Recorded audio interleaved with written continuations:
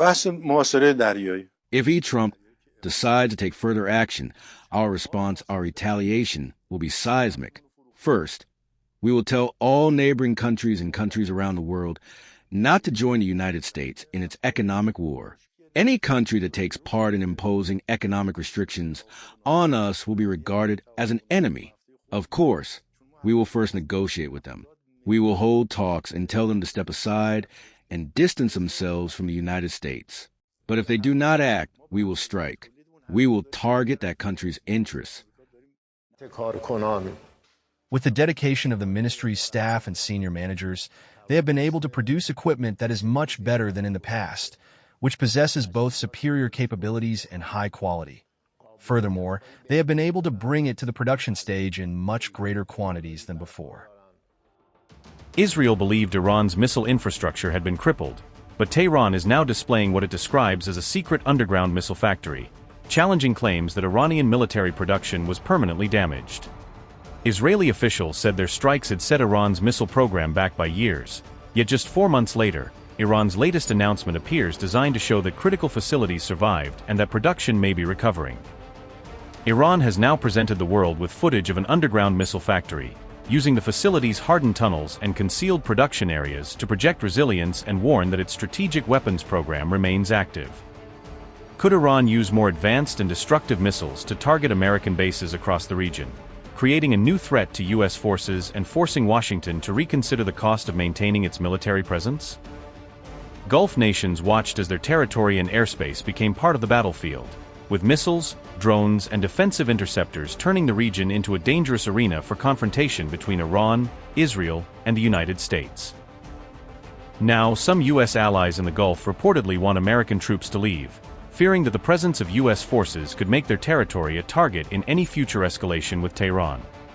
Iran's underground missile factories appear to be active once again, or at least Tehran wants its adversaries to believe that production, repair, and deployment capabilities have survived the recent attacks. The central question now is whether Washington is becoming too cautious to stand openly with Israel again, especially if supporting Jerusalem could trigger Iranian retaliation against American troops, bases, and regional partners.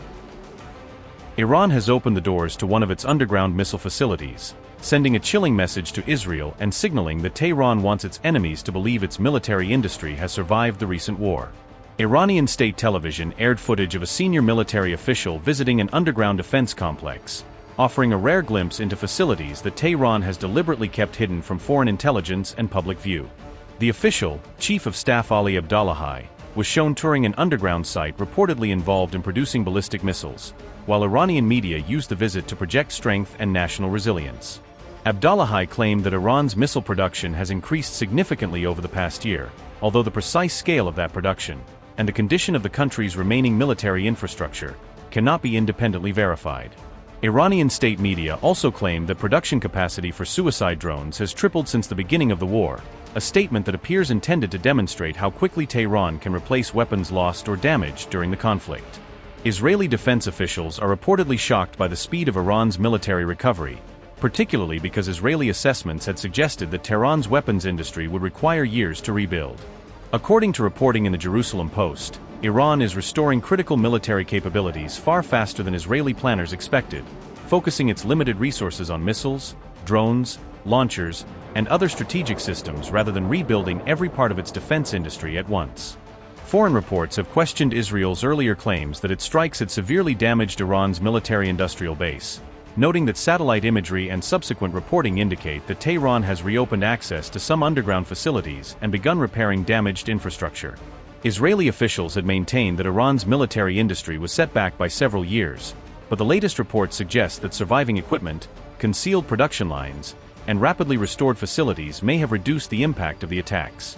4 months after the war ended, Israel is reportedly observing a rapid Iranian military recovery, with Tehran concentrating on the capabilities it considers most important for deterring or retaliating against future attacks. United States stated that 38 days of Operation Epic Fury generated more than 10,200 sorties, 13,500 strikes and 1,450 attacks on Iran's weapons manufacturing facilities. CENTCOM further claimed that more than 85% of Iran's missile, drone, and naval defense industrial base was damaged or destroyed, These remain belligerent-issued battle damage assessments, not independently audited inventories.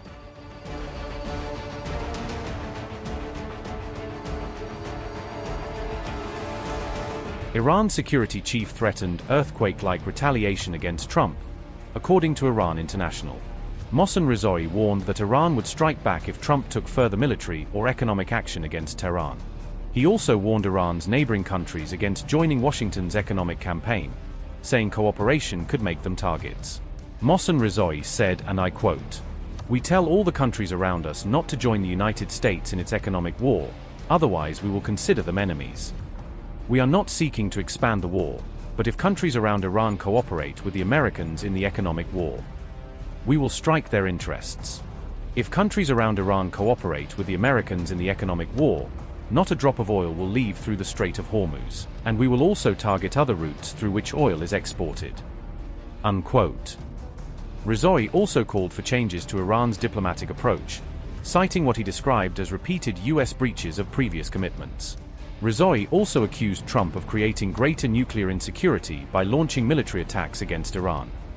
Mohsen Rizoi said, and I quote, "Trump has created nuclear insecurity instead of nuclear security. Iran has accepted all international safeguards, has complied with them, is a member of the NPT, and has agreed to inspections.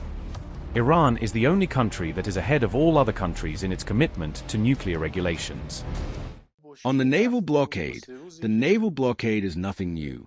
We have been under a naval blockade for several months now, yet we have continued to sell our oil.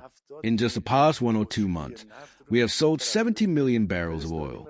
The first week after the agreement was a good week because we shipped out the 70 million barrels of oil we had on hand. Every day, we are selling oil equal to our daily production despite the presence of U.S. naval vessels. That is what Mr. Trump's naval blockade has amounted to. If he, Trump, decides to take further action, our response, our retaliation, will be seismic. First, we will tell all neighboring countries and countries around the world not to join the United States in its economic war. Any country that takes part in imposing economic restrictions on us will be regarded as an enemy. Of course, we will first negotiate with them. We will hold talks and tell them to step aside and distance themselves from the United States. But if they do not act, we will strike. We will target that country's interests. On August 22nd, Iran said its weapons and defense equipment output doubled over 1 year, despite strikes on limited parts of its military-industrial sector. Defense spokesman Reza Tlaib announced the increase on state television, according to Sputnik, presenting the rise as proof of Iran's expanding domestic defense capacity. The surge came despite U.S. and Israeli strikes on parts of Iran's defense industry, as Tehran claimed its military production network absorbed the damage. Tehran said some defense facilities were damaged during the reported 12-day war, acknowledging that enemy strikes reached selected parts of its industrial base. But Iran claimed production never stopped as its military kept using weapons, saying factory output continued alongside efforts to replenish combat losses. Reza Tlaib said, and I quote, "Our production volume in the past year has increased twofold in terms of weapons and defense equipment produced in our country. This is despite the fact that during the 12-day war, some limited and specific parts of our defense industry were also among the targets of the enemy's strikes during their aggression against our country." Unquote.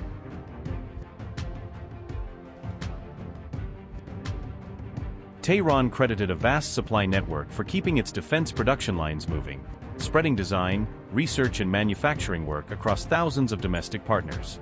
Around 8,000 private and knowledge-based firms previously worked with Iran's defense sector, supporting weapons research, components, maintenance and industrial production. Iran says the network has now expanded to roughly 9,300 to 9,400 companies, widening the domestic base that supports military manufacturing. That represents growth of approximately 20% in 1 year, according to Tehran's figures, as Iran claims to be increasing self-reliance under pressure. More than 1,000 types of weapons and defense systems are now produced, Iran says, ranging from missiles and drones to air defenses and other equipment.